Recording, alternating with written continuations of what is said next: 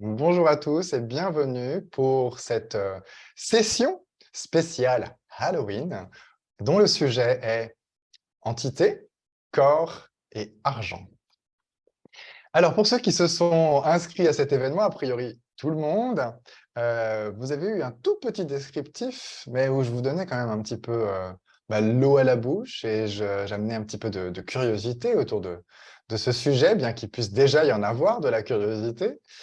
Et je vous disais, quelle part de votre vie est-ce que vous rattachez au bonheur? Est-ce que votre vie est complètement heureuse? Est-ce que vous êtes complètement heureux? Et quel rôle et quelle part y jouent les entités? Est-ce qu'elles y jouent absolument aucun rôle? Elles n'existent pas. Elles n'existent ni dans l'univers, ni dans les influences qu'elles peuvent avoir dans votre vie, puisqu'elles n'existent pas dans l'univers. Ou est-ce que peut-être qu'elles existent de façon invisible, mais elles vous laissent tranquille? Ou peut-être qu'elles existent et elles vous laissent pas si tranquille que ça? Peut-être même que vous vous dites que une part de votre malchance, non-succès ou de la limite que vous n'arrivez pas à dépasser pour atteindre un projet, pour pouvoir avoir une vie qui soit beaucoup plus florissante ou pour pouvoir gagner plus d'argent, est en partie reliée aux entités, peut-être même beaucoup. Donc ça va être un petit peu le sujet de cette session. Mais avant tout, on va partir sur une petite définition déjà de ce que c'est qu'une entité. Euh, Chacun a sa définition de ce que sont les entités. Chacun fait des paquets différents avec ce dont il a conscience, en quoi il croit, ce qu'il a vu, ce qu'il a entendu. Alors, on va prendre une définition assez large, hein, et vous allez voir que cette définition assez large, elle sort un petit peu de l'aspect un peu creepy, un peu dégoulinant et pas très cool en général qu'on associe au monde des entités, ce qui fait qu'on est préprogrammé pour de la peur. Une entité, c'est tout simplement une énergie qui est définie. Alors, sur base de ça, eh bien, vous voyez que ça peut inclure le fantôme de votre table. Voilà, donc tout ce que ça fait remonter, eh bien, on va le prendre, on va choisir de le dissiper. On va fonctionner à partir de la légèreté. Je ne vais pas nécessairement utiliser un des principaux outils d'Access qui s'appelle la formule de déblayage. Je vais vous proposer une version soft. S'il y a des choses qui remontent pour vous, eh bien, faites le tri. Vous demandez, est-ce que c'est pertinent pour moi? Est-ce que ça s'applique à moi? Est-ce que ça crée plus de légèreté quand je me connecte à ça? Et si ça ne crée pas plus de légèreté, quel est le mensonge ici? Et est-ce qu'on peut prendre le mensonge et le laisser partir? Juste par l'intention et voyez ce que ça fait, comment ça peut ouvrir votre champ de perception à d'autres possibilités que vous n'aviez pas vues parce que vous étiez plombé par cette espèce de flou. Alors, une entité, je vous ai dit, c'est une énergie qui est définie. C'est-à-dire que dès le moment où vous pouvez définir quelque chose, eh bien, on peut parler d'entité. Alors, on a une petite exception, l'argent. Est-ce que vous arrivez vraiment à le définir, l'argent?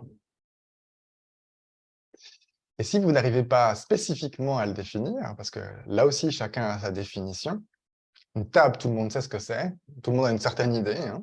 Alors, il y a des tables bizarres, on est d'accord, mais voilà, on a une idée assez commune. L'argent, on a plein de représentations possibles, mais le définir, eh bien, l'argent est un concept, ce n'est pas une entité. Donc, on ne va pas parler de l'argent comme à une entité. On ne va pas parler à l'argent comme on pourrait s'adresser à une entité, parce que si une énergie est définie quelque part, eh bien, on peut avoir une relation avec. Si vous pouvez nommer quelque chose, c'est plus facile de savoir où diriger votre attention. Si vous avez une certaine idée de qu'est-ce que c'est, comment ça se présente, eh bien, vous allez avoir tout un tas de moyens pour pouvoir rentrer en communication ou rentrer en ignoration, un nouveau mot que je viens d'inventer. L'inverse de la communication, je t'ignore. Avec cette chose, avec cette personne, avec cet endroit, avec ce lieu. Ça peut être plein de choses, une entité. Donc, ça peut être des personnes comme vous et moi, qu'ils soient avec un corps incarné ou qu'ils soient sans corps, désincarnés. Et puis, ça peut être un projet que vous avez en tête. Voilà, vous avez un projet de bouquin. Peut-être vous n'avez même pas le titre, en fait. Vous ne pouvez pas nécessairement le nommer en tant que tel par son futur titre. Vous savez que c'est un livre ou une idée de projet de bouquin. Eh bien, vous pouvez communiquer avec. Et à quel point est-ce qu'on a des exemples dans l'histoire d'écrivains qui décrivent des muses, justement, qui leur inspirent la créativité nécessaire pour pouvoir écrire. Est-ce que ces muses étaient effectivement des fantômes? Est-ce que c'était des esprits de la nature? On les représente souvent avec, comme des jeunes femmes, avec des fleurs dans les cheveux, vraiment très proche des esprits de la nature ou des représentations qu'on a à l'ère victorienne des esprits de la nature. Euh, et si c'était les livres, c'était les tableaux, et si c'était les œuvres qui veulent naître, qui veulent exister, qui sont issues d'une demande première, où, quand, comment, dans le temps, dans l'espace, on ne sait pas, qui voulaient exister et qui se manifestaient par leur présence à qui était capable de les recevoir. Vous voyez, ça peut englober beaucoup de choses, les entités. Et c'est ça qui est très intéressant parce que on va pouvoir commencer avec cette question, cette conversation au sujet des entités, à diluer tout ce qui peut être un petit peu épouvantable dans le merveilleux et le magique, dans l'inconnu. Dans l'inconnu, avec l'aspect mystérieux, l'aspect curieux, que en général, on coupe et dont on se déconnecte dès le moment où on restreint le champ des entités à toutes les représentations qu'on a autour des fantômes, des monstres, voilà, on ne voit plus que ça. On oublie que ça peut être tellement d'autres choses, les entités. Et donc, si les entités, ça recouvre beaucoup de choses, si les entités, ce sont juste des énergies définies, regardez comment votre rapport à la question des entités va plus du tout être le même. Là où peut-être vous étiez à fond en vous disant « Oh là là, ça, ce sujet-là, il me fait trembler », bien si je vous dis c'est juste une énergie qui est définie, vous ne savez plus nécessairement où mettre votre attention et donc votre focus. Et donc, toute la charge que vous vouliez mettre à juste un seul endroit, en mode le taureau qui va charger, on ne parle surtout pas de ça. Mais en fait, vous allez vous demander, mais on ne parle surtout pas de quoi, en fait? Et c'est là où la conversation, elle peut commencer à s'ouvrir. Si on ne sait plus nécessairement et précisément de quoi on parle quand on parle du sujet des entités, eh bien, on va aller pouvoir questionner. Qu'est-ce qui est une entité? Quel type d'entité existe? Quel type d'entité n'existe peut-être pas? Comme par exemple, je vous disais, l'argent, ce n'est pas une entité, c'est un concept. Et puis, qu'est-ce que j'en fais? Parce que peut-être que c'est comme les gens. C'est comme les gens, c'est comme les animaux, c'est comme la nature, c'est comme tout ce qui existe. On ne s'adresse pas à ce qui existe de la même façon en fonction de ça parle pas, ça se voit, ça se voit pas, c'est très petit, c'est très grand, ça comprend le langage, ça ne comprend pas le langage. Et c'est là où on va vraiment retrouver notre âme d'enfant, aller, alors en tout cas j'espère, j'espère pour vous, aller retrouver cet instinct de s'ouvrir à aller à la découverte. Et donc quel rapport avec notre corps et quel est le rapport avec l'argent?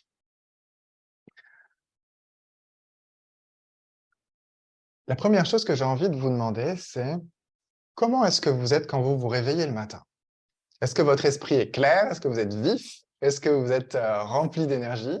Est-ce que vous êtes ouvert? Est-ce que vous avez une conscience qui est aiguisée comme une lame de boucher euh, ou une lame de lanceur de couteau plutôt? Ça sera plus sympa. Ou est-ce que vous êtes dans une espèce d'ambiance pâteuse, pas claire, émotionnellement, vous n'êtes pas... ça dépend des jours, hein, la météo, c'est un petit peu... votre état intérieur est un peu comme la météo, il fluctue d'un jour à l'autre, on ne sait pas trop le prévoir. Et parfois, ça reste et parfois, ça passe. Est-ce que vous êtes dans le cas numéro 1 ou est-ce que vous êtes dans le cas numéro 2? Est-ce qu'il y a certains sujets, quand on les aborde, vous avez une sacrée migraine Ou carrément une envie de dormir, vous avez du mal à rester présent avec ça. Est-ce que vous avez, au cours de la journée, toujours cette conscience d'être vous, d'être au pilotage, hein, de savoir ce que vous pensez, savoir pourquoi vous dites ce que vous dites, dans quelle intention vous le faites. Vous êtes au contrôle vraiment de votre dialogue interne? Ou est-ce que vous êtes un petit peu comme une station de radio, en fonction de l'endroit, en fonction de la personne, en fonction du sujet, il y a différents trucs qui vous traversent la tête, et puis vous n'êtes pas toujours sûr de savoir si c'est ce que vous vouliez dire, si ça correspond à ce que vous percevez, si ça correspond à ce que vous avez envie de créer. Vous avez de l'auto-jugement, vous avez des choses comme ça qui passent, littéralement qui passent à travers votre tête. Parfois, vous vous exprimez en jeu, parfois, vous avez l'impression qu'en fait, euh, il y a quelque chose qui vous parle. C'est ainsi que vous le nommez. Vous dites, il y a quelque chose qui me dit que, ou ça me dit que, euh, et vous n'avez pas cette conscience claire de je dis quelque chose. C'est moi qui suis responsable de ce que je dis et je sais exactement ce que je dis et pourquoi je le dis et dans quelle direction je vais. C'est moi et personne d'autre. Je ne suis pas influencé ni par mon passé, ni par l'endroit, ni par... et au contraire, j'ai une conscience de l'endroit, je l'inclus. Je sais qu'elle est là, je sais qu'elle est présente, et tout en gardant cette présence, cette conscience, eh bien, je suis clair avec mon interlocuteur, je suis clair avec ce que je suis en train de créer, je suis clair que je suis connecté à quoi je suis connecté. Est-ce que je suis connecté à moi avec totale clarté ou est-ce que je suis connecté à des trucs, on ne sait pas trop ce que c'est, on ne sait pas trop d'où ça vient, on ne sait pas trop quand, on ne sait pas trop quand ça vient, quand ça repart. Peut-être plutôt dans le cas 1 ou dans le cas 2. Combien de fois est-ce que vous êtes allé voir des gens pas très, voilà, pas en très bonne forme, des gens malades ou des gens déments ou des gens âgés ou des gens tristes, déprimés et vous êtes senti comme aspiré, comme si votre énergie, elle se vidait. Est-ce que ça, c'est déjà arrivé et est-ce que ça, vous savez vous en défaire? Et si vous ne savez pas vous en défaire, à votre avis, c'est dû à quoi? Est-ce que c'est juste la personne qui vous pompe votre énergie ou c'est autre chose? Et est-ce que vous avez déjà eu cette conscience de « Ah ben, je sais quand une personne me pompe en énergie et je sais quand c'est pas juste la personne. Il y a autre chose. » On a l'impression que c'est dans l'air, en fait. Et combien de tous ces symptômes que je vous donne sont liés à la conscience des entités? Dernier exemple. Vous allez dans une maison, vous allez dans un lieu, vous allez dans un cimetière, et là, vous ne savez pas pourquoi, vous avez des douleurs dans votre corps. Vous êtes en vacances, vous êtes dans un endroit, et vous sentez que cet endroit, il est chargé. Et bizarrement, les douleurs que vous connaissez, hein, mais qui vous foutaient la paix jusque-là, vous étiez bien, vous promeniez, etc. Eh bien, quand vous rentrez dans cet endroit, oh, elle s'accentue. Ah, c'est fort, vous n'arrivez pas à vous en défaire. Vous ne savez pas ce que c'est, vous savez juste que vous avez plus mal, vous êtes moins bien à cet endroit-là. Et si tout ça, en fait, c'était lié à la conscience que vous donne votre corps de choses qu'il perçoit. Vous savez qu'on est conscient de plein de choses au-delà du champ visuel, hein. J'entendais le témoignage d'un autre facilitateur parler aux entités qui disait notre champ perceptif, en fait, c'est un véritable gruyère sensoriel. Il y a ce qu'on voit, puis après, il y a une partie qu'on ne voit plus, puis après, il y a ce qu'on entend, puis après, il y a ce qu'on n'entend plus, puis après, il y a les hautes fréquences, puis en dessous, il y a les basses fréquences, il y a ce qu'on sent au niveau de la chaleur, enfin. On a plein de trous au niveau de toute la gamme de fréquences de ce qui existe dans le visible et donc dans l'invisible et qu'on peut mesurer avec nos appareils modernes. Donc on sait qu'il y a plein de choses qui existent. Il y a des gens d'ailleurs qui représentent qui modélisent les champs électriques et magnétiques de la Terre, des appareils, les ondes Wi-Fi, les ondes hertziennes, les ondes radio, enfin, vous savez, la 3G, la 4G, la 5G, et ils font des représentations comme ça, souvent artistiques, de si on pouvait tout voir, voir tout le spectre de fréquences, à quoi est-ce que ça ressemblerait? Et c'est la jungle, la jungle. Et malgré ça, il y a des gens très cartésiens hein, qui vous disent qu'il y a plein de choses qu'on ne voit pas, qu'on ne sait pas encore mesurer, qui vous disent non, non, non, il n'y a rien d'autre qui existe que ce qui est observable dans le champ physique pour les êtres, hein, pour les êtres. C'est-à-dire pour vous et moi. Hein. Pourquoi? C'est quand même étrange. Hein, c'est quand même étrange. Donc, quelle part de ça est aussi issue historiquement d'une propagande religieuse pour se couper de l'accès à ce que l'on perçoit et de ce que l'on sait. De tout temps, toutes époques, il y a toujours eu des histoires, des témoignages de personnes qui voyaient des choses que d'autres ne voyaient pas, qui étaient conscients et communiquaient avec des aspects de la nature, avec des êtres qui n'étaient plus incarnés dans leur corps physique. Tout ça, ça existait depuis super longtemps. Et tout le monde ne voit pas. Clairement, tout le monde ne voit pas et tout le monde ne voit pas en permanence. Pour ceux qui voient, il y a des gens qui voient, mais de temps en temps, mais pas tout. Par contre, si le champ visuel est un champ perceptif sur lequel on a beaucoup de projections, sur lequel on a beaucoup été préprogrammé et on a reçu un bon coup de lavage en machine à 90 degrés pour couper, pour cautériser, pour s'empêcher d'avoir accès à ce que l'on pouvait percevoir visuellement, les autres sens ont moins été sujets, en général, pour la plupart des gens, à cette projection de « tu ne peux pas entendre, ça n'existe pas, tu ne peux pas voir, tu ne peux pas sentir, tu ne peux pas percevoir, tu te fais des fables, tu imagines ». Et bien sûr, ça dépend des gens. Hein. Bien sûr, entendre des voix, c'est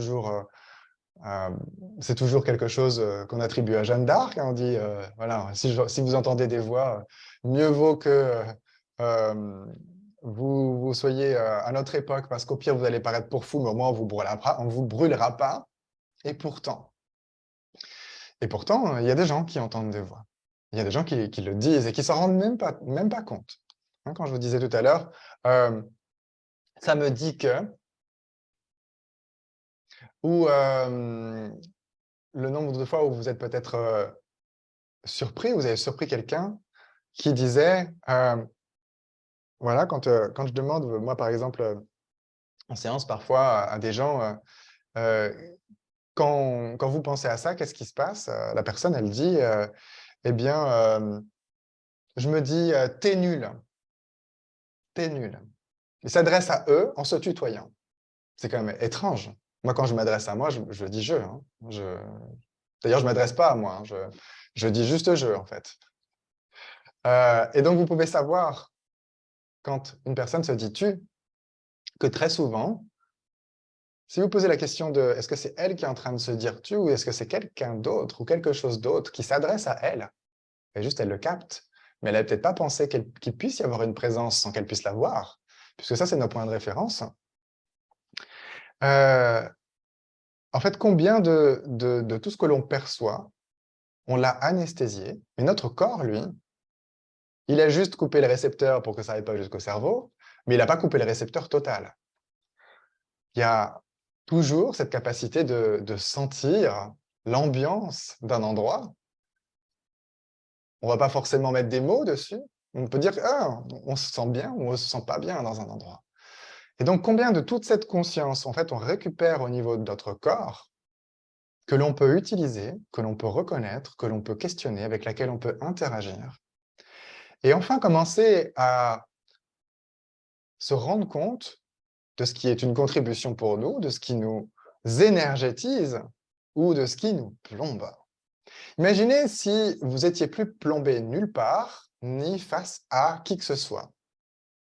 Combien d'énergie est-ce que vous gagneriez ou récupéreriez si vous aviez plus ces instants de flou, si vous aviez plus ces maux de tête qui sont causés par « ouh là là là là là là ». Tout ce que je perçois autour de moi, c'est trop, c'est trop, c'est trop. Combien de mots de tête est-ce que vous reconnaissez derrière tout ce que je perçois, tout ce à quoi je pense, tout ce à quoi je suis connecté, c'est trop, c'est trop, c'est trop. Hein? Vous dites de quelqu'un ou de quelque chose, ah, ça me prend la tête. Ça me prend la tête, pourquoi? Parce que c'est littéralement ce que vous faites. Vous prenez votre tête pour essayer de digérer, de capter, de trier, de connecter, de comprendre, d'interpréter tout ce que vous percevez. Sauf que la tête, c'est tout petit. Et le mental, c'est tout petit par rapport à nos capacités perceptives, par rapport à notre créativité. Vous avez déjà essayé d'être créatif avec le mental? Est-ce que vous y arrivez? Alors, on peut enseigner le processus créatif, hein, mais est-ce que c'est la même chose?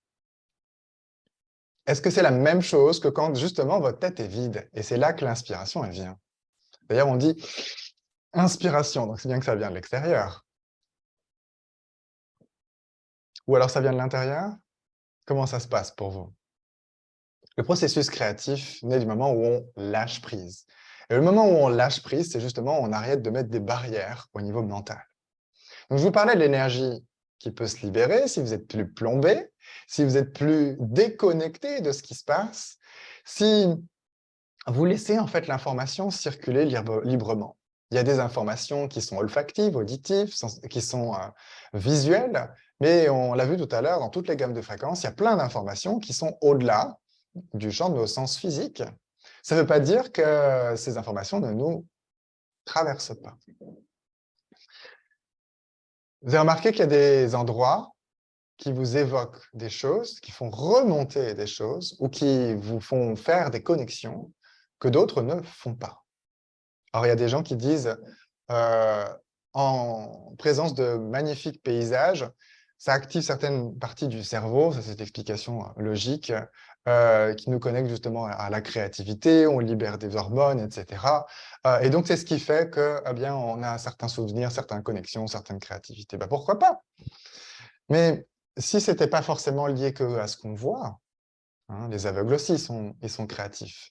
Donc, bien sûr, ça pourrait marcher pour tous les autres sens. Mais si ce n'était pas collié au sens physique, si c'est aussi lié à nos sens extra-physiques, et si on commence à englober et inclure la perception qu'on a au travers de nos sens extra-physiques, eh bien, on a tous des capacités qui sont différentes pour pouvoir capter les informations qui sont autour de nous et en faire quelque chose. Et cette capacité, elle va s'accroître à mesure que l'on est exercé à reconnaître les différents types d'énergie, les différents types d'informations, les différents espaces, les hubs, les endroits où il y a des serveurs d'informations et là où c'est vide de chez vide, où c'est mort. Et on va pouvoir commencer à les utiliser pour se reconnecter à notre énergie, pour se reconnecter à notre processus créatif et à ce qu'on peut mettre en place. Commencez à voir le lien entre les entités, le corps et l'argent. Comment est-ce que vous faites de l'argent? Vous faites de l'argent fondamentalement sur base de ce que vous êtes prêt à créer et troquer. Que ce soit matériel ou que ce soit immatériel. Vous voyez, c'est intéressant parce que l'immatériel, dès le moment où il s'agit de considérer d'autres êtres, on peut être circonspect, on peut être dubitatif, on peut trouver ça suspect. Pourtant, on échange en permanence des choses qui sont immatérielles.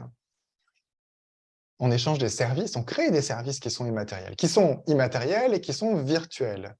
Qui sont virtuels et qui sont dématérialisés, des choses qui sont complètement différentes. Là, par exemple, c'est dématérialisé, c'est virtuel, et pourtant, il y a un troc. Énergétiquement, vous me prêtez attention à ce que je vous dis.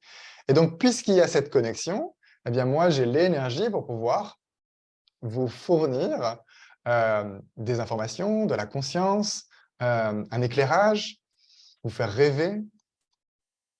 Je vais momentanément soit plonger dans vos univers pour aller voir comment ça chauffe, c'est froid, comment ça résonne, ou me mettre en sympathie vibratoirement avec voilà, ce qu'on a en commun et ce qu'on peut avoir en commun de plus grand. Et ça, ce processus créatif, eh bien, je peux le monétiser si je veux. Et combien de cette capacité de monétiser les choses, est-ce que vous rendez compliqué et difficile?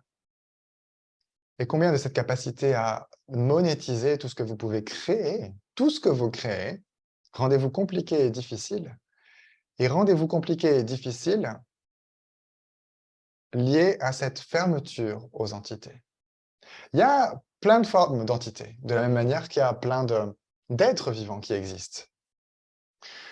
Combien d'êtres vivants est-ce que vous connaissez qui sont super cool et super inspirants? Combien d'êtres vivants est-ce que vous connaissez qui sont super toxiques et super dégoûtants? Eh bien, c'est pareil dans le monde des entités. Et est-ce que vous avez intérêt à être vigilant sur le plan physique, de savoir les personnes que vous avez en face de vous? De savoir si en face de vous, vous avez un parfait connard, ou si vous avez la personne la plus gentille et douce de la Terre en face de vous. Sincèrement. Est-ce que vous avez plus d'intérêt à fermer les yeux, voilà, avancer en tâtonnant, en me disant oh là là, le monde physique, trop de stimulation, j'y vais pas? Ou est-ce que vous avez plus intérêt à ouvrir plus grand les yeux? Quand vous êtes dans le vague le matin, est-ce que vous avez intérêt à vous réveiller ou alors vous allez vous cogner dans tous les meubles toute la journée?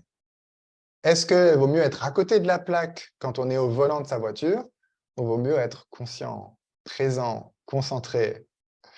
Je vois par exemple Marcella qui vaille, qui est au volant de sa voiture. Enfin, qui est dans sa voiture? Je ne sais pas si elle est au volant, mais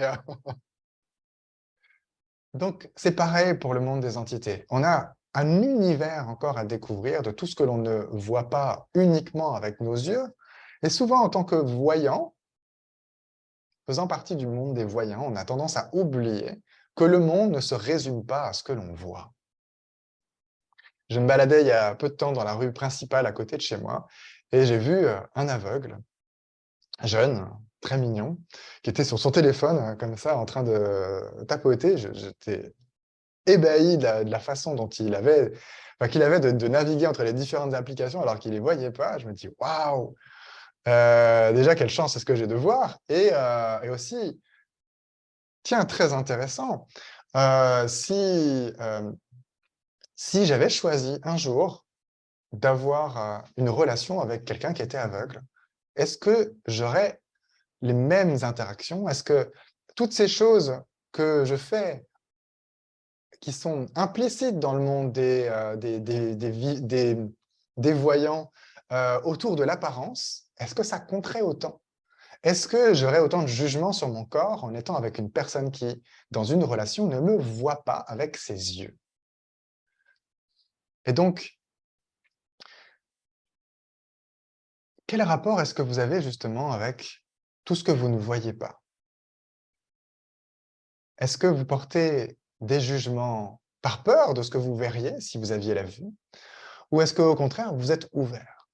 Est-ce qu'il y a des choses dont vous pouvez prendre conscience parce que justement, vous n'avez pas ce visuel en face? Est-ce qu'il y a des choses que vous permettez parce que justement, vous pensez que s'il n'y a rien visuellement devant vous, alors il n'y a rien? Qu'est-ce que vous vous permettez d'être en ne vous focalisant pas sur vos sens physiques? Et est-ce que vous vous permettez de l'être parce que vous vous rendez inconscient sur le plan extra-physique, sur le plan énergétique? Ou est-ce que c'est justement parce que vous avez cette conscience énergétique que vous avez une liberté, vous avez un sentiment intérieur de sécurité? Et est-ce que c'est un sentiment ou est-ce que c'est une conscience? Est-ce que vous préféreriez avoir la conscience de sécurité parce que vous savez, sans avoir besoin de voir, qui est là, qu'est-ce qui est là et comment interagir avec? Ou est-ce que vous préférez rester dans un monde où tout va bien, rien n'existe, si vous ne pouvez pas le voir? Imaginez qu'en fait, toute votre vie, eh bien, vous avez été entouré de conscience, d'énergie, d'être, d'entité.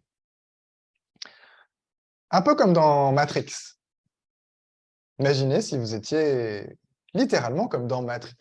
Vous étiez exploité par un monde de machines. Et voilà, on vous envoie en permanence des super illusions. Alors des trucs super cool et des trucs super moches, mais qui maintiennent sans cesse votre attention dans «Oh là là, il faut que je m'occupe de ça, il faut que je m'occupe de ça, il faut que je m'occupe de ça. Et puis il y a ça qui est super, il faut que je fasse ça, puis il faut que je fasse ça.» Et vous ne questionnez pas la réalité, en fait. Est-ce que la réalité dans laquelle je vis est vraiment la réalité?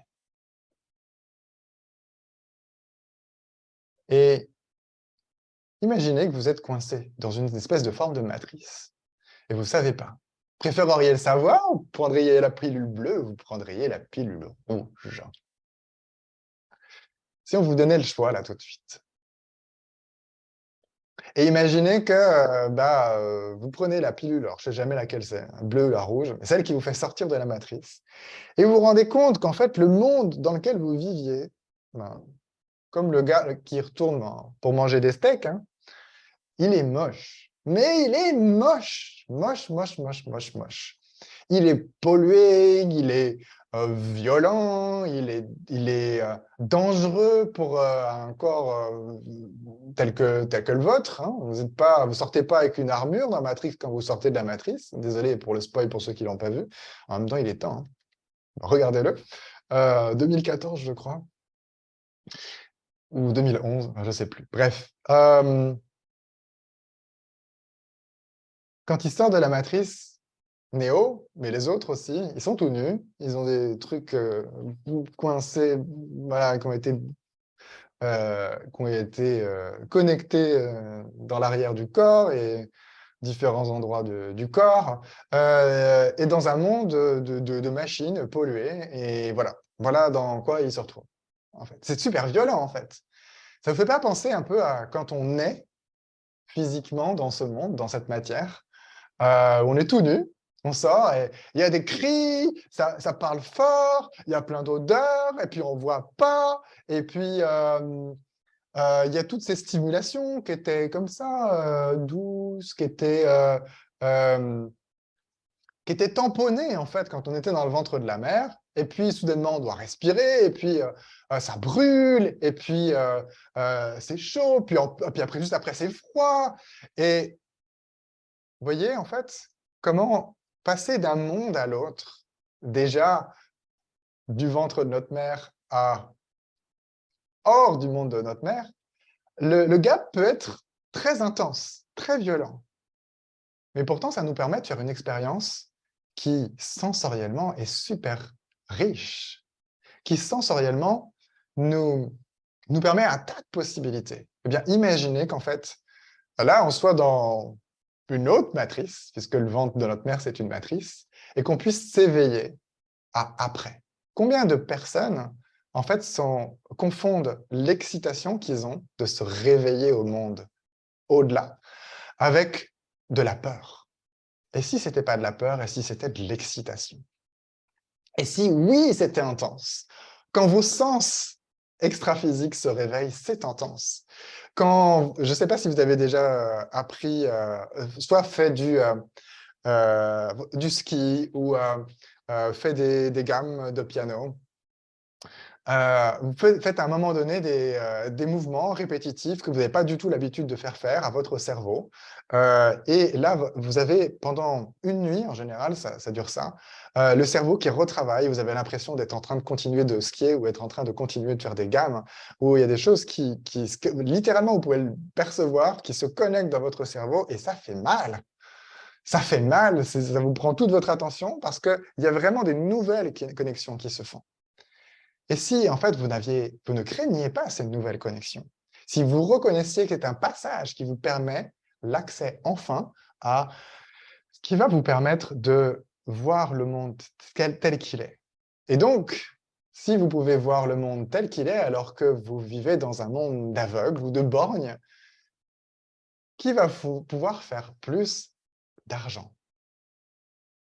Est-ce que dans votre processus créatif, vous êtes arrêté stoppé, limité, ralenti par ces symptômes que je vous ai décrits, que ce soit l'intensité au niveau des sensations de votre corps, qu'on peut décrire comme des douleurs, que ce soit de la confusion, que ce soit une espèce de prostration émotionnelle.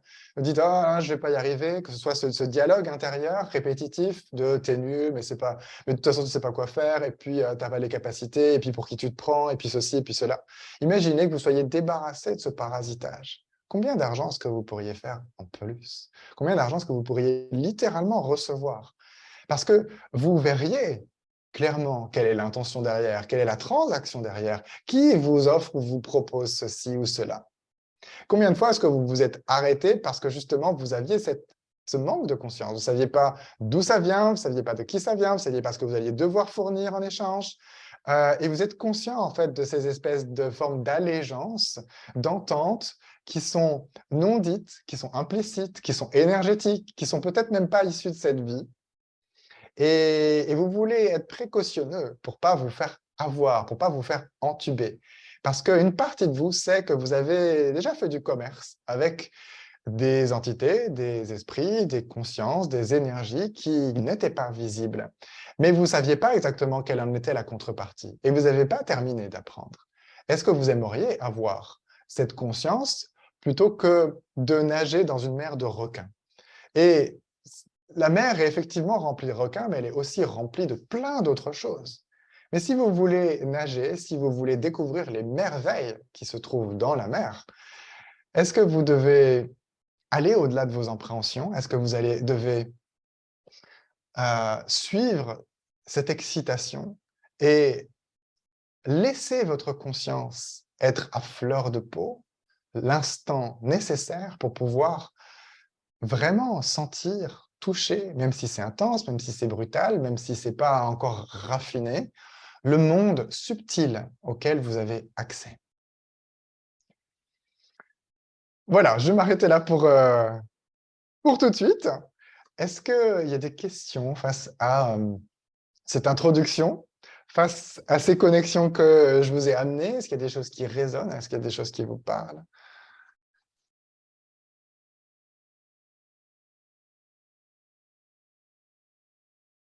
Alors, pas tous ou pas toutes à la fois.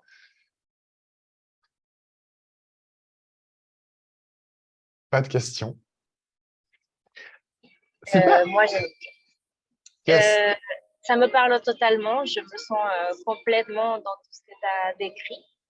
Maintenant, est-ce qu'il y a des exercices, des choses qu'on puisse mettre en place pour justement pouvoir se réveiller de cette matrice et pouvoir vraiment se connecter mieux à ce monde? Alors, oui. Ce que vous voulez interroger, c'est votre conscience. Et pour ça, on va poser des questions. On va poser des questions à soi. Vous avez une conscience à laquelle vous pouvez vous connecter.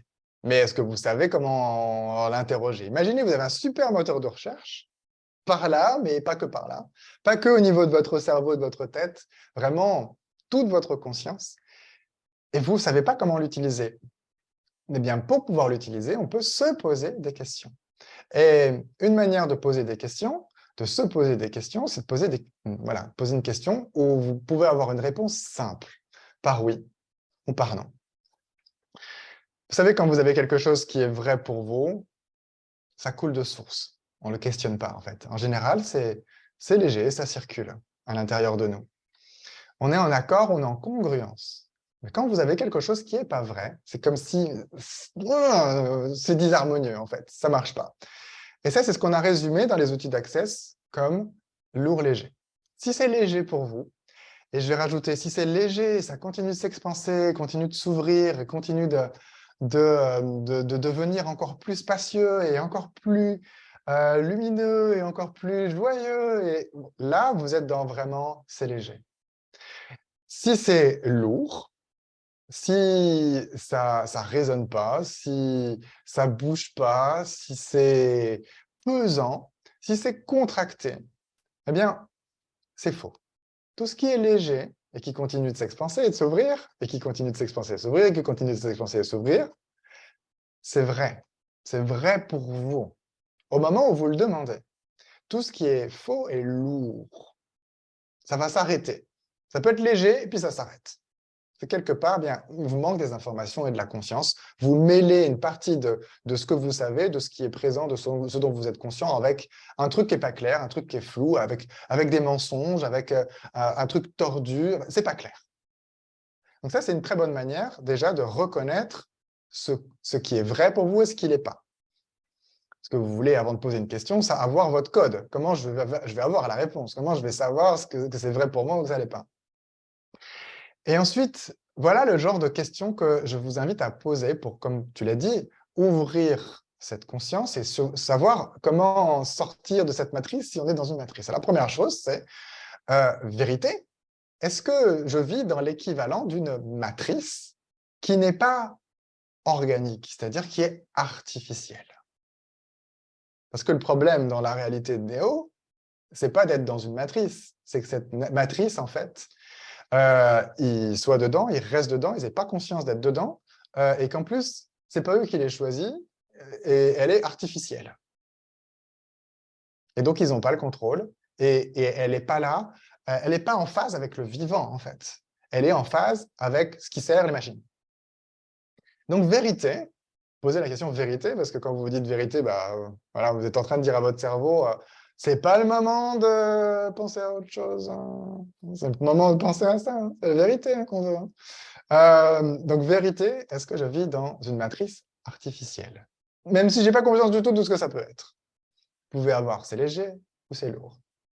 Okay. Si vous êtes dans une matrice artificielle, c'est-à-dire un truc hein, voilà, qui n'est pas organique, qui n'est pas fait pour votre évolution, a priori, peu importe ce que c'est, vous allez vouloir poser une question, cette fois-ci une question ouverte à l'univers, à vous. Comment j'en sors? Comment j'en sors? Et vous allez demander quelque part, vous allez vous adresser à vous, à votre conscience, hein, pas votre mental, puisque justement, c'est hors de votre champ de perception, c'est hors de vos points de référence. Comment j'en sors? Conscience, vous vous adressez à votre conscience à vous, là. Là, pour le coup, comme si vous étiez extérieur, conscience, comment je sors de ce truc-là? Montre-moi. Et là, c'est comme quand vous allez être enceinte, ou enceinte, par exemple, ou avoir quelqu'un que vous connaissez qui est enceinte, votre conjointe, par exemple, ou une amie, vous voyez souvent, eh bien, vous allez commencer à voir toutes les femmes enceintes. C'est la même chose. Posez une question, vous ouvrez la question à l'univers, vous faites une demande, vous faites une requête, vous restez présent avec cette requête. Hein. Pas de façon insistante au sens j'ai intérêt à sortir, hein, avec des attentes et de la crispation. Non, c'est avec la curiosité. C'est la curiosité qui amène les possibilités. Et ça, c'est quelque chose qu'on oublie quand on apprend ce que sont les questions ouvertes et comment on peut les utiliser pour créer le monde, pour créer un monde qui est différent, qui est un peu sur mesure. C'est la curiosité. Parce que si vous n'êtes pas dans la curiosité, vous êtes dans les préjugés, vous êtes dans les projections, vous êtes dans les attentes, vous êtes dans résoudre le problème par vous-même. Et là, vous n'ouvrez pas à votre conscience, vous ouvrez à votre mental. Et votre mental, il va vous donner les solutions qu'il a déjà expérimentées, hein, ou les solutions des autres. Et ce que vous voulez, c'est pas des solutions, vous voulez des possibilités et des choix, et si possible, pas vous limiter à tout ce que vous avez déjà expérimenté. Et qui ne marche pas, hein, sinon vous ne seriez pas dans la situation dans laquelle vous êtes et vous demandez autre chose. Donc, comment est-ce que j'en sors? C'est l'équivalent de poser la question de quoi d'autre est possible que cette matrice? Et si vous avez une matrice qui était artificielle, dans laquelle vous êtes coincé, eh bien, vous pouvez demander à quoi ça ressemble la matrice organique. À quoi ça ressemblerait d'être connecté à l'organisme vivant de l'univers, de la Terre, de comment les choses sont censées se passer, comment les choses sont vraiment possibles. Donc là, vous allez recréer quelque part une connexion qui, naturellement, va être dirigée vers quelque chose qui n'est plus artificiel. Or, si c'est plus artificiel, qu'est-ce qui est vraiment organique? Peut-être vous allez observer, découvrir des choses par la nature. Gary Douglas, qui est l'auteur, découvreur, co-développeur des outils d'Access Consciousness, dit que beaucoup des choses les choses les plus importantes dans sa vie qu'il a apprises, il les a apprises d'un cheval. Combien de choses, en fait, est-ce que vous pouvez véritablement apprendre quand vous observez comment la nature fonctionne, quand vous êtes prêt à communiquer véritablement avec la matrice organique? Puisqu'a priori, la matrice artificielle, si telle matrice existe, j'utilise ce mot, la matrice, juste comme une référence plus cinématographique et comme une métaphore. On ne parle pas nécessairement de matrice dans Access, mais c'est une comparaison intéressante et pratique. Qu'est-ce qui fait qu'en fait, on a une interface sur laquelle on n'a pas la possibilité d'avoir les manettes, d'avoir le pouvoir et le contrôle? Eh bien, c'est parce que cette interface utilise notre mental. Elle utilise notre mental pour pouvoir nous montrer des choses, nous faire voir des choses. Mais les arbres, est-ce qu'ils ont un mental? A priori, non. Les animaux, est-ce qu'ils ont un mental? A priori, non. Et du coup, eh bien, la relation, vous ne pouvez pas manipuler les choses, les êtres qui ne sont pas des humains, de la même manière que vous manipuleriez des humains, parce que justement, le mental n'est plus votre outil. Ce n'est plus un outil qui est efficace. Et donc, vous devez trouver d'autres moyens de communiquer. Et voilà 2 autres questions, enfin, au moins une, désolé pour le bruit. Une question que vous pouvez poser, qui est très intéressante, c'est si ce n'est pas moi qui pense ce que je pense, si ce n'est pas moi qui suis conscient, si ce n'est pas moi qui suis le pilote ici, qui est-ce que ce que je dis sert? Première question, c'est est-ce que ce que je pense, est-ce que ce dont j'ai conscience est pertinent pour moi? Est-ce que c'est pertinent ici? Si ce n'est pas pertinent, c'est probablement pas propre à me permettre d'avancer et d'évoluer. On est donc dans la matrice artificielle plutôt que la matrice organique. Et donc, si ce n'est pas pertinent, bon, ok, je peux le lâcher. Et je peux aussi me poser la question de qui est-ce que ça sert? Est-ce que ça sert d'autres êtres? Est-ce que ça sert d'autres endroits? Est-ce que ça sert énergétiquement à nourrir, je ne sais pas, des agrégats énergétiques? Est-ce que ça sert quelqu'un d'autre, quelque chose d'autre que moi? Et est-ce que je suis OK avec ça? Donc ça va vraiment quelque part permettre déjà de dissiper cette connexion systématique et automatique à ce qui n'est pas pragmatiquement efficient dans notre vie. Que ce soit physique ou non physique. Que ce soit en lien avec, effectivement, il y a une conscience qui est extérieure, qui a peut-être un autre corps, mais il n'est pas physique, il est plus énergétique. Et comme il est énergétique, ben, je ne le vois pas, je ne le perçois pas. Je passe à travers, par exemple. Mais ça ne veut pas dire qu'il n'y a rien. Hein. C'est juste qu'il n'y a pas les mêmes propriétés. Par exemple, le gaz, ben, vous pouvez passer vos mains à travers, mais techniquement, vous ne passez pas vos mains à travers. En fait, vous le déplacez. Par contre, il y a des champs d'énergie, vous passez à travers. Parce que littéralement, ça ne va pas rentrer en phase avec votre champ d'énergie. Et là, je parle vraiment au niveau physique. Vous allez littéralement avoir vos électrons qui sont traversés par des particules, par exemple. Parce que ce n'est pas sur le même plan. Ça ne vibre pas de manière à interférer. Interférer, c'est là où il y a une rencontre. Ça répond à ta question, Marcella? Alors, s'il y a une dernière question, je vais prendre cette dernière question et puis ensuite, je vais m'arrêter là.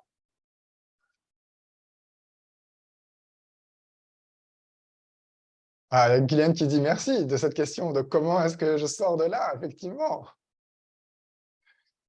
J'ai une autre variante de cette question qui ne va pas nécessairement vous sortir de la matrice, mais en tout cas vous reconnecter ou vous repositionner à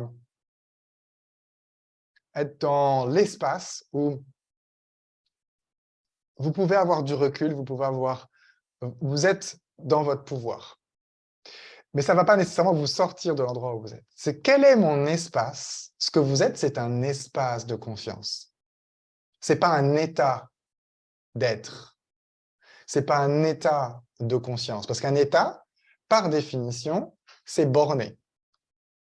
l'état liquide, par exemple, eh bien, c'est entre telle et telle température. Un espace, vous savez délimiter un espace? Bah oui, si vous le délimitez, c'est délimité, mais sinon, l'espace, globalement, ça s'étend. Ça s'étend de façon indéfinie. Donc, vous êtes un espace.